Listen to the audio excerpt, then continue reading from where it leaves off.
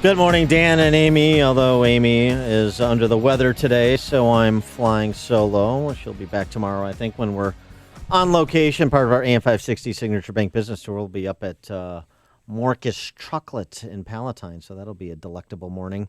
Yesterday, Sean Spicer gave a briefing where he fielded questions, mainly from Jonathan Karl, which is normally what he does, but I think some other reporters got to ask questions too. And it was about, of course, the failure of the House and House Republicans and Speaker Ryan to pass the White House-backed Obamacare replacement legislation. And specifically, is this mean with the Freedom Caucus's obstinance and Trump tweeting yesterday another shot across the bow of the Freedom Caucus for snatching defeat from the jaws of victory?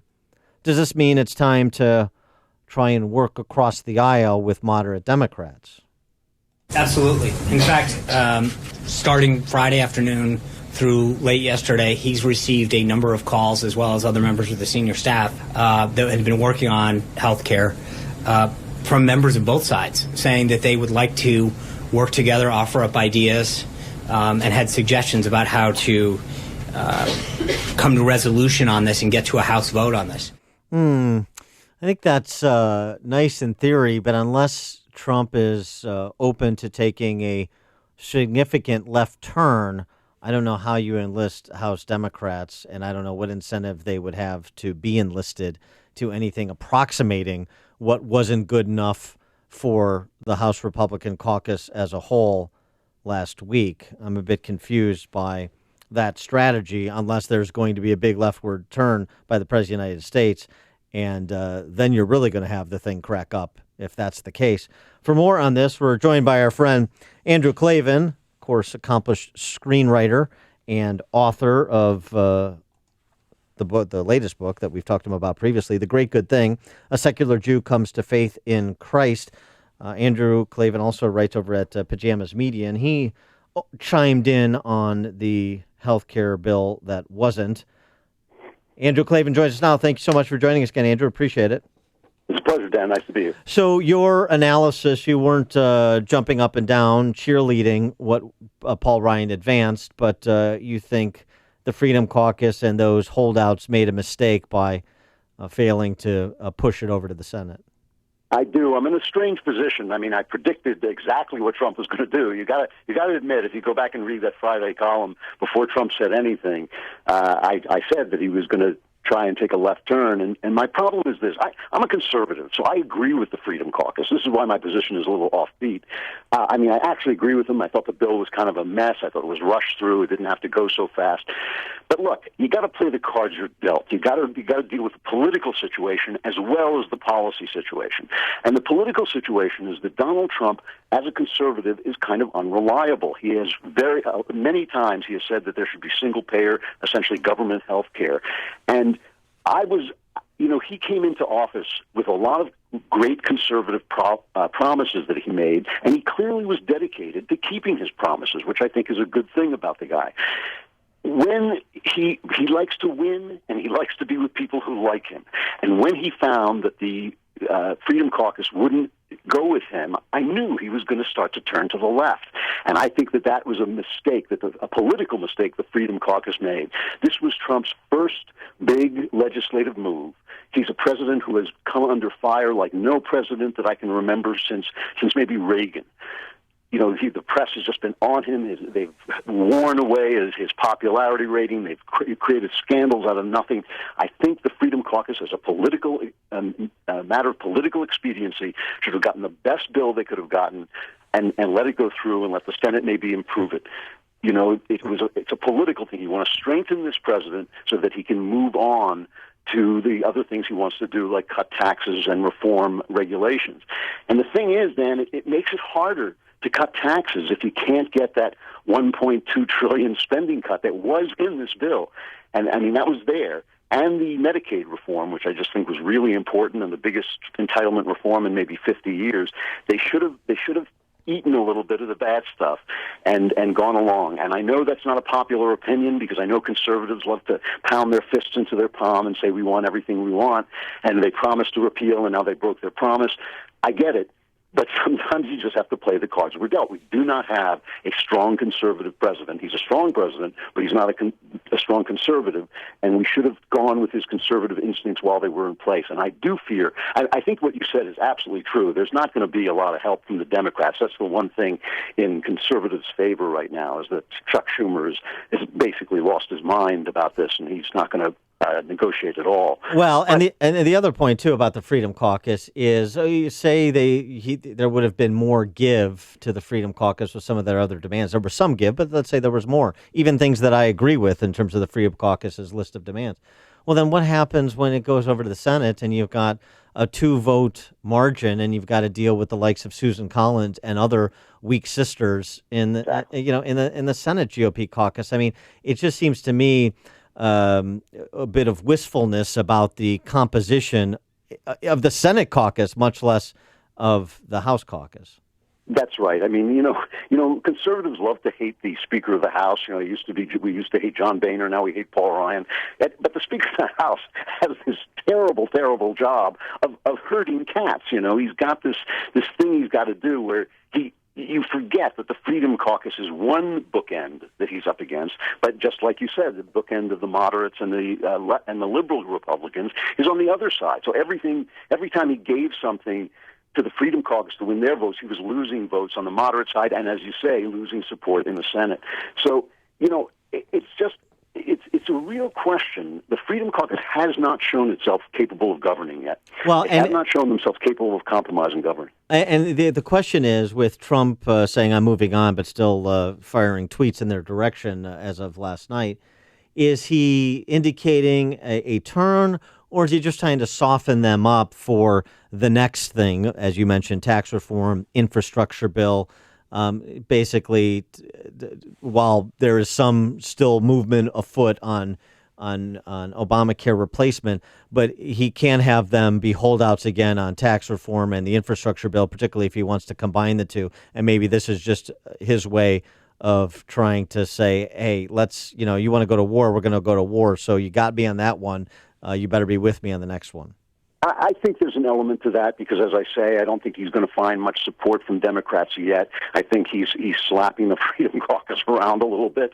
But it's a danger that he will ultimately do it. There is an opening here. I mean, look, eventually Americans are going to want some kind of health provision for people who can't afford health care, right? There's going to have to be some kind of health care provision for the poor. And then we've always had that, and we're going to have to improve it and all that stuff. And that's an opening for the Democrats if they want to take it.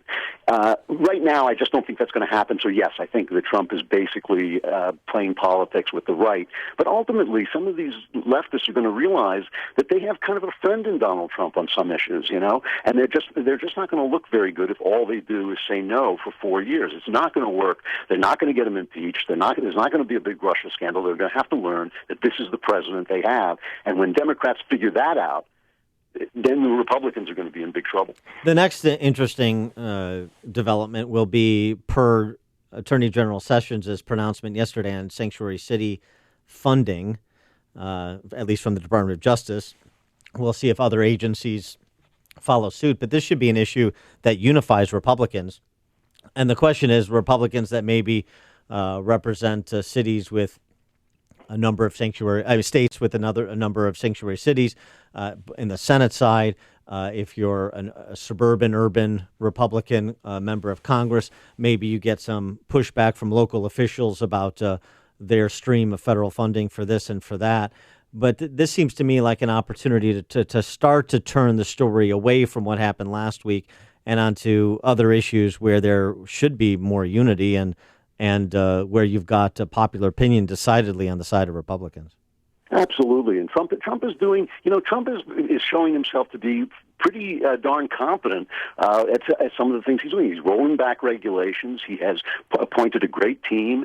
He's got a great Supreme Court justice in there, and so there's a lot of positive stuff that he's doing. But he does need to get his party in line to keep him in line with his party. And yes, you're right. I think that the sanctuary cities is a good issue because it's not really an issue about immigrants. It's an issue about the rule of law, and I think most people can see that. I think he's got a lot of good issues like that. And what I like as a conservative, what kind of warms my heart, is that he's put the Democrats into the position of having to defend states' rights. Yes, that's right. Yes, rediscovering federalism. Yes. They're rediscovering federalism. So when one side is fighting for the rule of law and the other side is fighting for federalism, I'm a happy camper because whoever wins, conservatism and Americanism win. And so that's a really positive thing. I think there's a lot of positive things coming out of this White House. I think the press coverage of it has been obscenely biased and absurd. I think this whole idea that Trump is Hitler, it really took a hit in a way, because when you look at what's happening in the government is working great. The checks and balances are in place. Yeah, right. Judges are fighting back. States are fighting back. The government is really working well, and I think it's very heartening. I don't think that was true during the Obama administration, because the press was so on Obama's side that he could get away with almost anything.